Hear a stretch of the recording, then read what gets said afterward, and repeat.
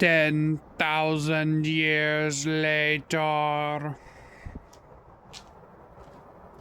Hello, my noble band of outlaws. Outlaw Samurai coming at you live with a video. Yes, it's been forever and a fucking half since I've gotten this sword on loan from Outlaw Pimp. I had to do something I don't usually do for videos, and that's actually write shit down. Yes, for those of you who thought Outlaw was incapable of reading, because he plays Yu-Gi-Oh! And we all know Yu-Gi-Oh! Players don't read. I am committing a grave, blasphemous sin right now in the Yu-Gi-Oh! Community and reading! Enough jokes. In any case, I have all my important notes right here.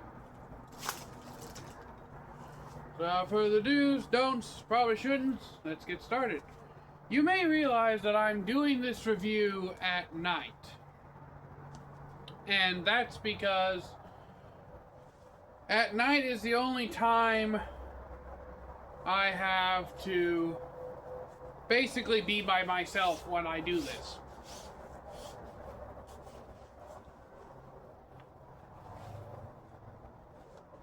And it's late October here in Indiana, so nights be a little cold.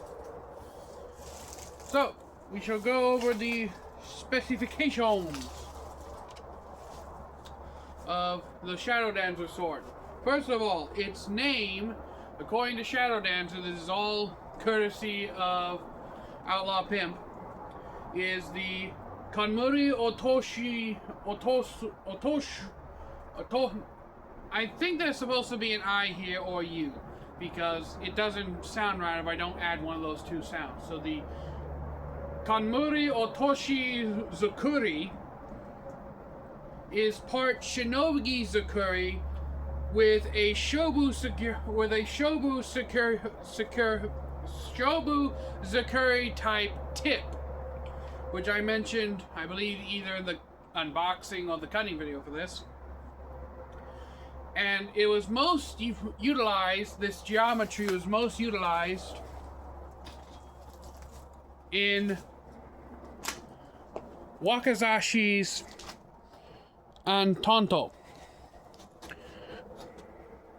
See the tip style right here. You notice there's no yukote line separating the blade and the beginning of the kizaki. The spine bevel just goes all the way up into the tip. Now, initially, I thought this was just a pure unakubi-zukuri, but at risk of waking everybody up, I can't go in and grab one. So I'll make a short before I take this back to Outlaw Pimp, showing the difference between a standard unakubi-zukuri and this one.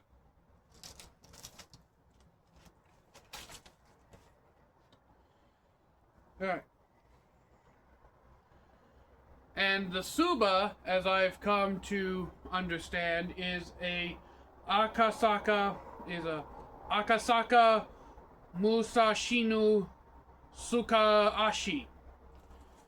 It is a Japanese pampas grass paused over by pushed over by a storm under the crescent moon.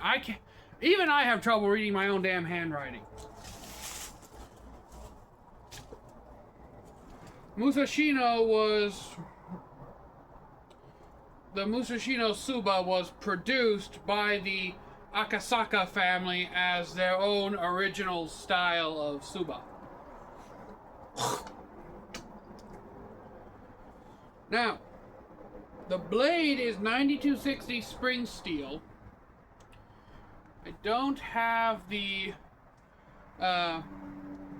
precise measurements on hand at the moment, but I believe it's a 28-inch blade with a 10-inch suka.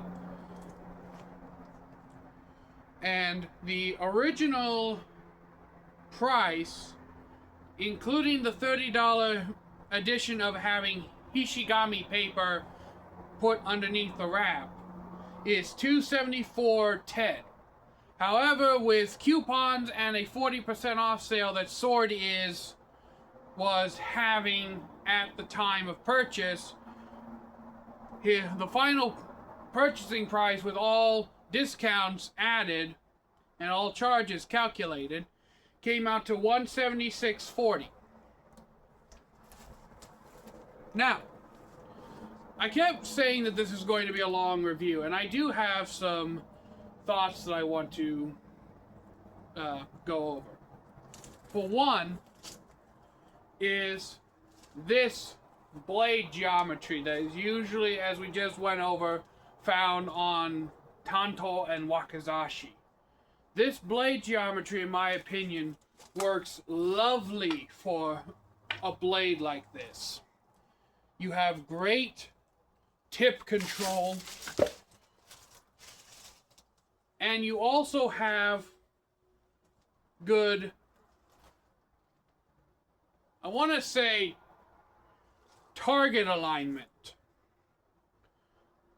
And what I mean by that is, basically, this blade, given how light and nimble it is, can easily be placed on a target at multiple levels with ease. And for those of you freaking out that I just batted a blade into my arm, don't worry, I used the blunt side. I am going to do something that I've gotten yelled at before, but there's a trick to doing the whole elbow thing.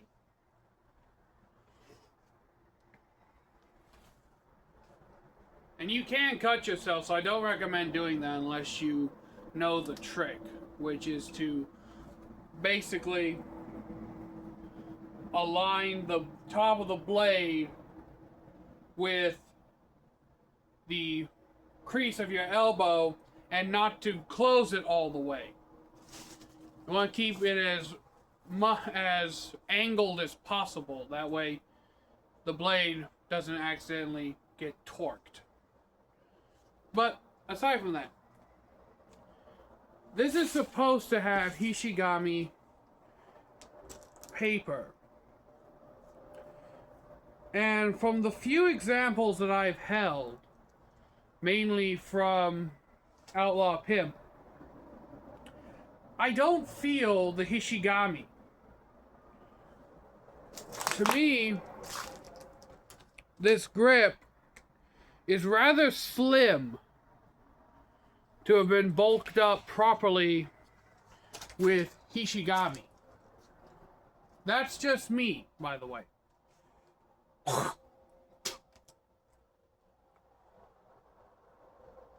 The Minuki are, I believe, some kind of lotus design of a floral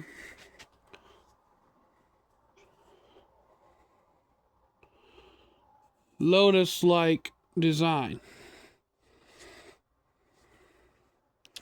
I apologize, my new phone doesn't have as good of a camera as the old one did, but it's close enough, and I actually think it has better sound recording. It's the theme on Outlaw. You either get great video, poor sound, or great sound, poor video. We also have but because of how thin this grip is, I personally don't think that they put Hishigami in it, or if they did not use very thick Hishigami paper.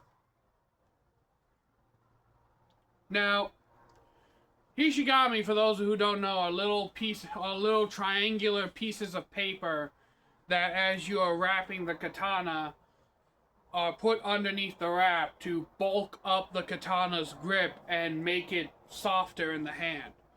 Basically, giving you more cushion in your grip so that your grip is more secure. And it also helps keep the wrap together and not move as much. Now that is a $30 extra on Shadowdancer, just to get the basic Hishigami. If you're going for the Pro Series wrapping, that's another $60 for the Pro Series, which I personally wouldn't pay for, considering that I tend to prefer flatter, more rectangular grips.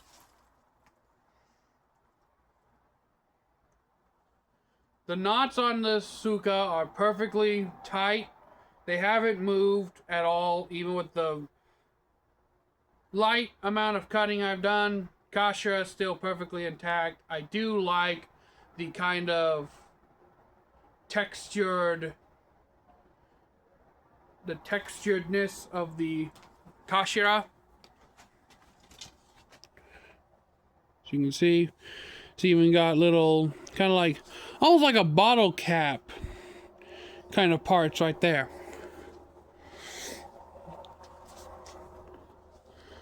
Of course, that pattern, that speckled pattern, is also shared on the Fushira as well.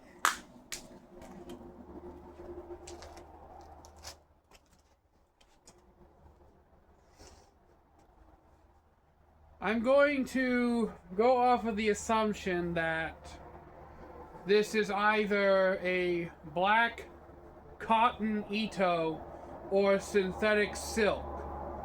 And the reason why I think it's synthetic silk or cotton is because it feels quite similar to my, what was it?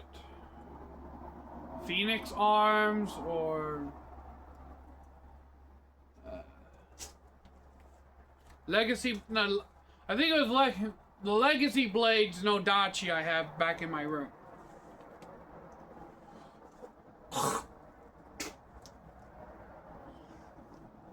But it's not a bad grip. It does serve its purpose, and I do get a good perch on it.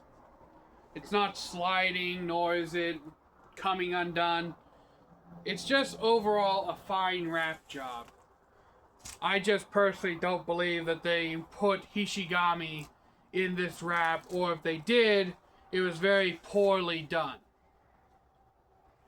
Something that I have been curious about, though I do not have permission to take the sword apart, so I cannot verify, is on this side of the Samegawa, there appears to be, I don't know how well you can see it in camera, but there's a yellow golden-like seam running down this side of the Samegawa.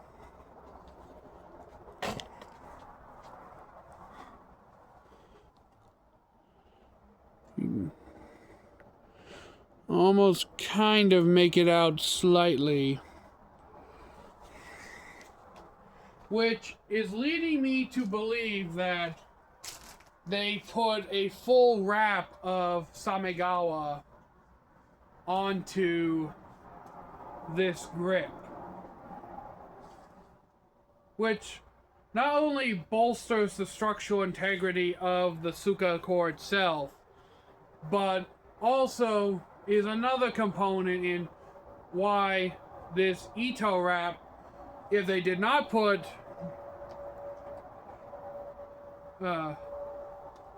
Hashigawa, not Hashigawa,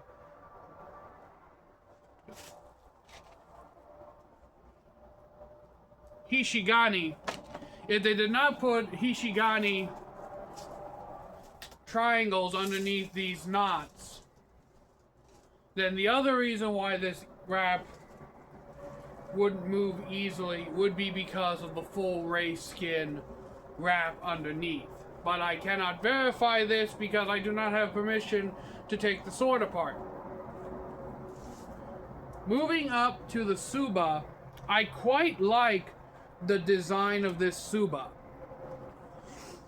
It's very elegant without being gaudy. And what I mean by that is, on a lot of swords, you have very elaborate tsubas with a lot of detailed carving and a lot of detailed work and gold leaf and silver plating and blah blah blah blah blah blah blah blah blah blah.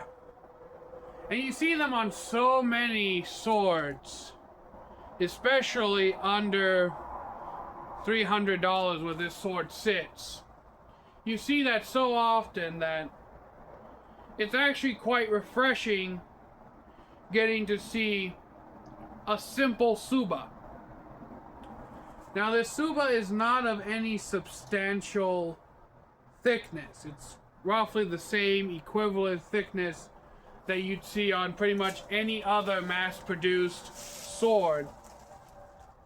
So I don't know how much it does to bring the weight back towards the hand, but with how the blade geometry is, the section beneath my finger and between the habaki is where the majority of the weight and thickness of the blade is.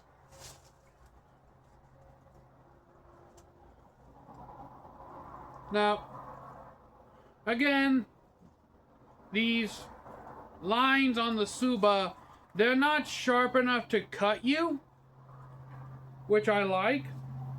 They're not completely tempered or rounded over or anything like that, but they're done in a way that I don't really feel like I'd have to worry about cutting up my knuckles on the tsuba if I was to death grip it up like this.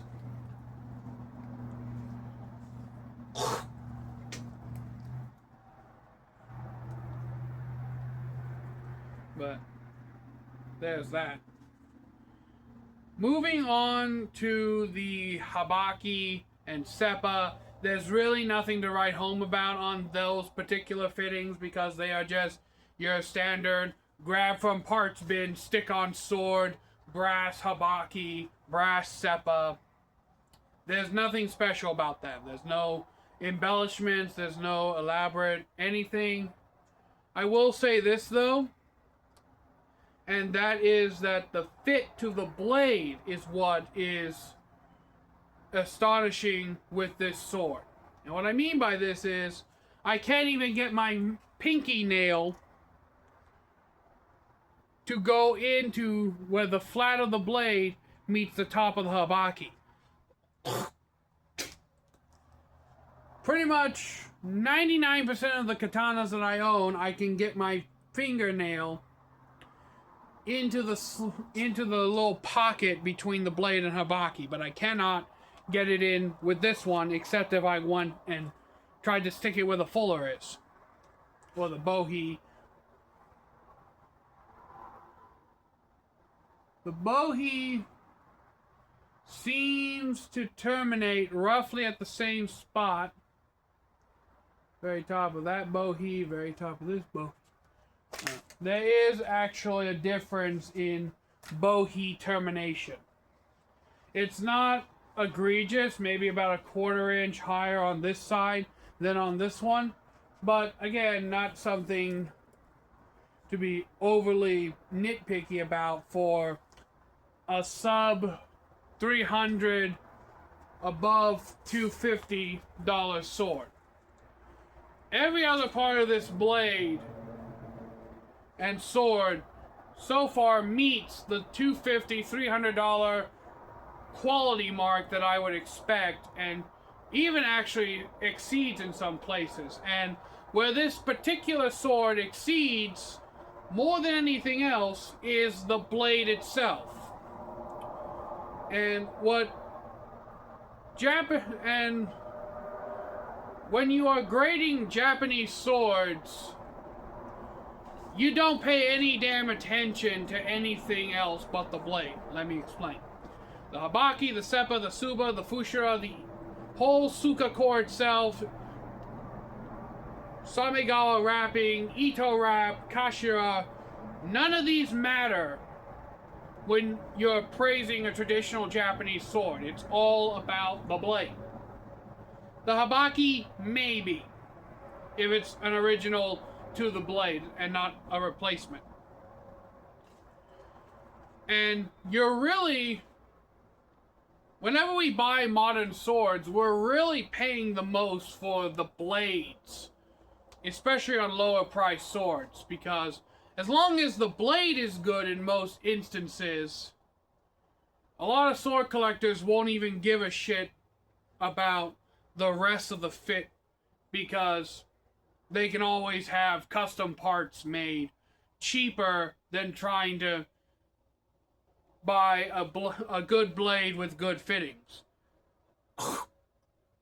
It's far easier to buy a good blade with shitty fittings than buy a good blade with good fittings. And most of the time I would actually be more on board with aftermarket fittings for your sword.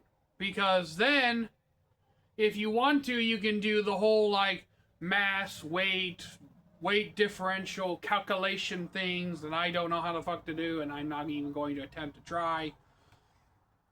To, like, make the blade perfectly balanced to you.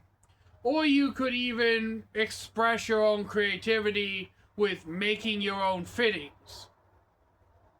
Like, cutting out your own tsuba, or even forging your own tsuba, or forging or crafting your own fittings in general. I very much am a component, like I said, of buy good blade. Personally speaking, if I had the tools to make them, I would just buy bare blades and make the fittings myself. I don't have the necessary tools or equipment to forge steel the way I need to make the more complicated fittings. Like the habaki, or the seppa, or the fuchsia, which the seppa and fuchsia are deceptively simple. They look like they'd be easy to make. Trust me, they're not. They are a bitch if you're going to make your own. I've tried. But what really surprised me when I first pulled this blade out was I was expecting another kanmuri-otoshi-zukuri, not this. And to tell you the truth, I am falling in love with this blade geometry. Now I know what you're going to say, well, Outlaw, you love big swords. And big heavy swords. I like big swords, not necessarily super heavy big swords. It's a bit of a contradictory, but I like big, medium weight swords. I like guys swords like I like my women, thick with 3 C's, not 4. Or thick with 2 C's, preferably. But aside the point, my personal taste aside, maybe questionable search history. Ooh, Outlaw be naughty. In any case, the reason why I like this blade design is because it's so easy to manipulate and change direction on a dime. And I really do feel like longer swords could benefit from this.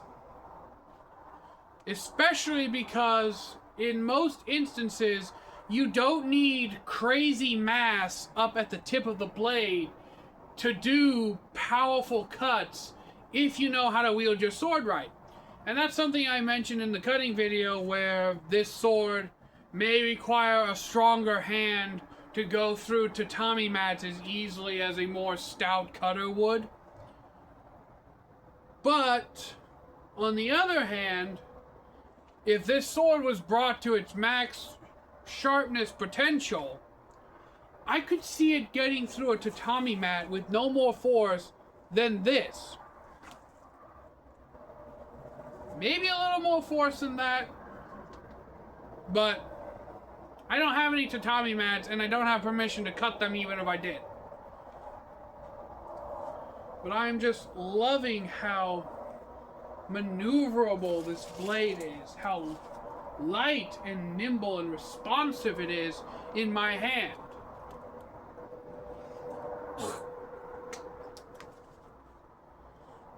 Which I don't know how prevalent this particular blade geometry would have been in historical Japan, considering that this was mostly a blade geometry reserved for Tonto and Wakazashi, according to Outlaw Pimp's research. But I do know that the Unokubi-zukuri, which was originally the blade geometry originally used for the naginata, which got transferred over to swords, became popular in the Nanbokucho period. So there's no reason in my mind to doubt that there weren't some samurai who got their hands on a kanmuri-otoshi-zukuri style blade and didn't have the thought of, I wonder how this would feel if it was a full-size sword. Because let's be honest, sword guys are always wondering how swords would feel with different geometries. We're always experimenting in that regard.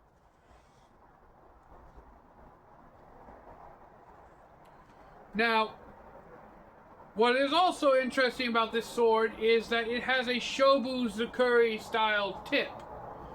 And some of you may be wondering, well, Outlaw, what are these zukuris or styles that you are mentioning? Unokubi-zukuri, Shinogi-zukuri, Shobu-zukuri. They are all different blade geometries that the katanas can take. Shinogi-zukuri is your most standard blade katana. It's the katana that you see whenever somebody draws a katana in anime or in TV shows. They're usually always using a Shinogi-zukuri. It's the bare bones standard for katana geometry. And as I just mentioned, the Unokubi-zukuri is, if you've ever looked up a picture of a naginata, basically a naginata blade narrowed down and elongated out into a full sword blade. But Shobu-zukuri is actually interesting as far as my research has led me to believe, was the first true innovation in the Japanese sword geometry since the Japanese sword's creation before the Kamakura period. I believe the Muromachi period predates the Kamakura. If it doesn't, then correct me in the comments below. But essentially, during the 12th, 11th centuries, in that time frame, when the Mongols invaded Japan, the first couple of times they tried, they failed because of powerful storms off the Japanese coast, the kamikazes, or the divine winds. Later on, when the Japanese had to fight the Mongol army, they found that their swords were not piercing the Mongols' lamellar armor very well. And so, what the Japanese ended up doing was, instead of making the standard Shinogi-zukuri, one of the bladesmiths, I do not know which one, but one of the bladesmiths essentially, instead of forming a Yokote line on the blade and your standard Kisaki, he decided to bring the spine and the edge bevel all the way up into the tip, causing the tip to be reinforced as a byproduct. Essentially, allowing the tip to be reinforced and strengthened to the point where it could more easily pierce the Mongols' lamellar armor. And this was Shobu-zukuri, which is the style of tip this blade possesses. And it's very interesting to see this combination. Normally when you have Unokubi-zukuri, you have which is the main inspiration that this profile draws from because of the thick bottom half and thinned out upper half. you do actually have a diamond-like reinforced tip up here, but you also, in my experience and all the Unokubis that I've held, also have a Shinogi-Zukuri style Kisaki tip. This one not having a Kisaki at all, where the bevel is brought straight into the tip, actually will make, with the bevel being brought straight into the tip, is not only visually striking in its difference, but also shows the kind of unorthodox nature of this blade design. Not a lot of companies offer a Shobu-Zukuri in general, or at least a Shobu-Zukuri done right. Normally when you see a Shobu-Zukuri offered on companies, it's just a Shinogi-Zukuri without a counter varnish on the Kisaki, differentiating it. But this is actually a true Shobu-Zukuri style tip, which, even as thinned out as this tip is, because the bevel goes straight up into it, it is still reinforced by that bevel, allowing for greater piercing ability. And also, as far as I'm aware, Shobu-Zukuri are also slightly straighter than Shinogi-Zukuri, which also help to accentuate thrusting.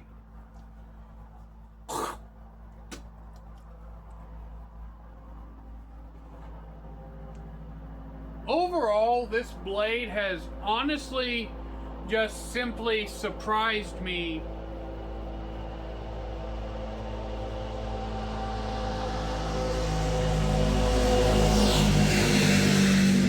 over and over again.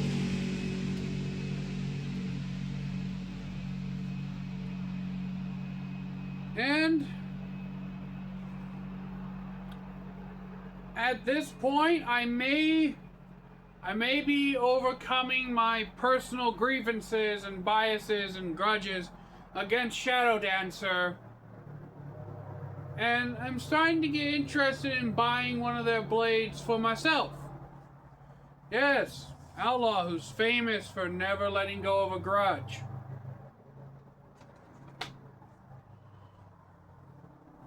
Now, before I wrap up, we're just going to go over the saya real quick. I don't know if these are supposed to be bullhorn or plastic. The Koigata, the Koiguchi, and the... Now this is the Koigata, Koiguchi, and the other koi thing that I don't remember. There's a black Ishime lacquer finish, black and white Sageo. And of course it has Shidodome, which I think the Shidodome on these are actually glued in. Huh. Now doesn't that beat shit? Every time I've ever held a sword, the Shidodomes are never glued in, and the one time I am ready to once again repeat my classic Shidodome, they're actually glued in. Or at least they feel glued in. I can't move them with my thumbnail. Shadowdancer may be getting a purchase from Outlaw. Not too distant future. And I know, Outlaw, you sound like a hypocrite. You've been talking so much shit about Shadowdancer. Well, that is because I know who Shadowdancer was before becoming Shadowdancer, and they were Dragon Sword. Shadowdancer was originally Dragon Sword, and I said this before, but the reason I have such a thorn up my ass about Shadowdancer is because when they were Dragon Sword, or Dragon Forge, one of the two. No, Dragon Forge is a different high-end sword brand. Dragon Sword, they sent out different swords to YouTubers to review. And when they did the reviews and said, like, a couple of minor things that they could tweak, like tightening the Suka, like tightening the Ito wrap a little more, or maybe doing a couple more passovers with a buffing wheel to kind of round out imperfections, stuff like that. Nothing major at all. They didn't make any major critiques like, oh, this sword is the worst blade in the entire world. A Knights Templar would snap it in half. They didn't make any neckbeard-ass comments. They just simply voiced their opinions on the swords. And Shadowdancer basically said, fuck you, our swords are perfect. And basically spat in the faces of the reviewer that they sent the swords to. And when I heard about that, you can go back through my post because I forwarded one of those videos a while back in them. When I heard about this, I think it was either from Gargoyle or Eric or Joe or Bird, one of them guys. One of the guys told me about it, and that was it for me. I wasn't even going to bother attempting to buy a dragon sword at all. But now that there's Shadowdancer, and I know the whole S7 debacle where they were passing off lesser steels as S7 and S5 shock steels, I'm not going to buy an S7 or S5 shock steel blade anytime soon, simply because of how expensive they are and, you know, life. But this is 9260, a reasonably easily sourced metal for any big manufacturer to get their hands on. So who knows, I may buy same blade but different fittings, because you know your boy Outlaw's going to try to get this thing in a plus XL size. I've actually wanted to order a custom Nodachi Tachi style blade, but never really found the time. But my rant over. So far, all the Shadowdancers I've had come through my hands for doing the reviews for Outlaw Pimp, they have actually begun to change my opinion on the company. And as I said this before, just so no one can say Outlaw's a full hypocrite, I don't blame the product for the company's shitty reputation. I know that what I was saying is the reason why I won't buy from Shadowdancer. And this may make me a hypocrite, but I am admitting that my mind is starting to change and I'm starting to evolve a better opinion of Shadowdancer through holding these blades. Plus, if I pay for it myself and fuck it up, I only have myself to blame. But overall, my final conclusion on this blade is a 10 out of 10 I can highly recommend, just for the fact that it handles so well. It may need a good stropping, a nice little polish or two to really get that edge to hair popping sharp, but nothing a few passes on the 6,000 belt of a work sharp can fix for me. Also, I'd like to mention that the Habakis and the Koiguchis fit. When I got this, I couldn't even pop it out with my thumb unless I white knuckled the thing. Now it's, as I've been drawing it a little bit during the unboxing and the cutting, and now during this final review, it's loosened up to the point where with just a little excess force you can pop the blade out without having to worry about anything. But everything from the fit, the finish, the quality that you're getting, and holding the actual product in my hand is making me start to change my views on Shadowdancer. But in any case, with that in mind, let me know what you think down in the comments below, my noble band of outlaws. If you think buying a Shadowdancer blade is worth it, if you liked the review, and comment down below your thoughts. And until next time, Outlaw Samurai tells all y'all be crazy rednecks. Be safe and use your weapons. I'm out. Peace.